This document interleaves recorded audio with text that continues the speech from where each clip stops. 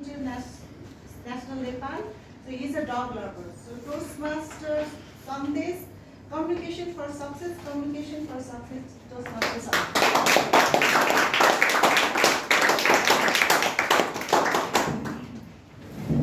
Have you ever wondered what is the success rate of communication goal of an infant?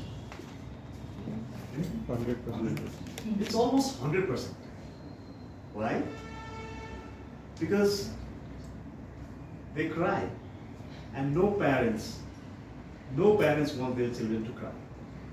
But then the way they cry is different. Every infant, if you have met more than one infant, you might have noticed that every infant cries in a subtly different way. One may cry as like just sob. Other may be like wow, wow. Other may be like wow, wow. I have a nephew. When he cries his heart out. Like he goes wow, wow. And if his parents don't come to him, if his uncle, me, don't come to him, then he will just be quiet. He'll just stay quiet. As a parent and as an uncle, one thing I fear most is the silence. Noise and crying doesn't make a difference. But when a child or an infant stops crying, when there's silence, then all of us, we leave everything there, and then we go looking for the child, for the infant. Infants, they have all trained their parents to cater to their needs just by crying. And not just crying, adapting to the crying that the parents are allowed. So maybe the child, the infant who was crying, like just sobbing, maybe the parent could have been very, very like a helicopter parent. Maybe like anything happens, the parents run over there. With my nephew, so both me and my sister, we are like sort of a stubborn parent. We let the child cry. Children cry, infants cry. So we just let them cry for a while, and we wait for them to stop, and if they don't stop, then only we go. So my nephew has learned how to attract our attention, so it's meeting his communication goals.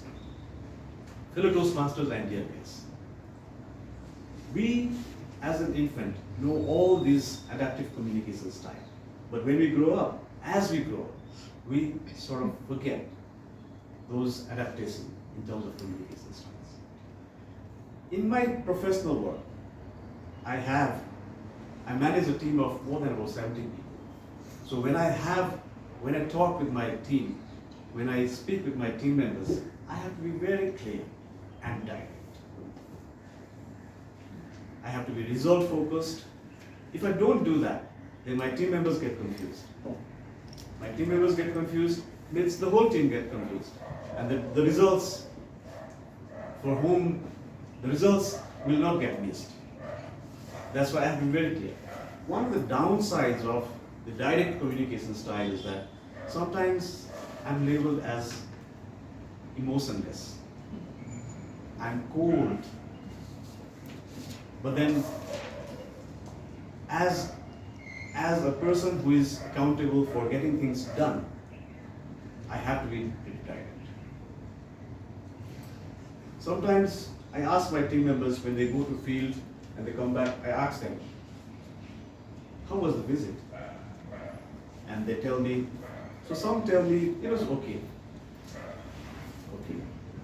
Others tell me, I went to point A, da da da da da. I went to point B, da da da da da.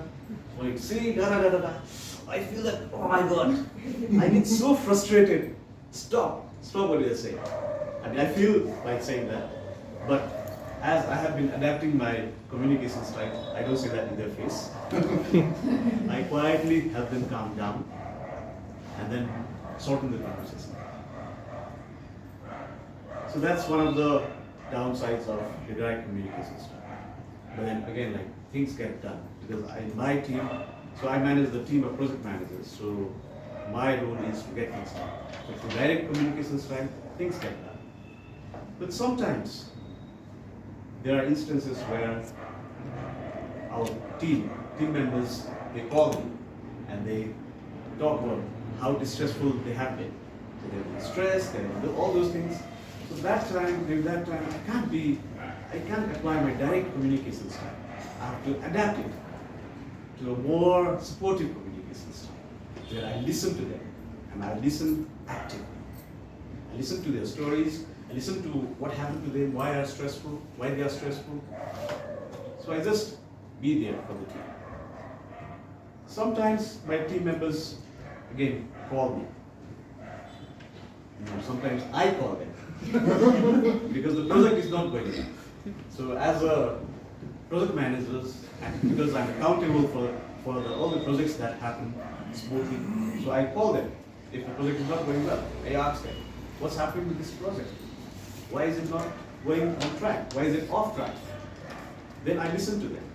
When I listen to them, I listen to the facts, listen to the figures, and with evidence, we work out a solution, so that the project is back on track.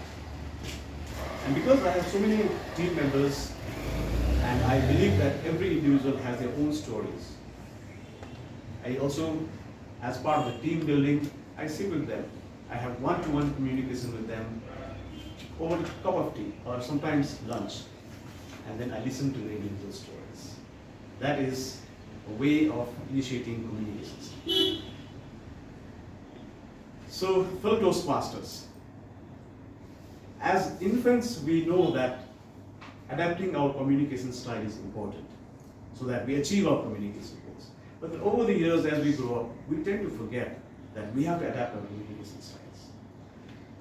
And as I shared my experience with you, through adapting various communication styles, I am able to achieve my team's performance as well as my own performance. So, I ask you all, for your own success and your professional success, adapt your communication style. Thank you.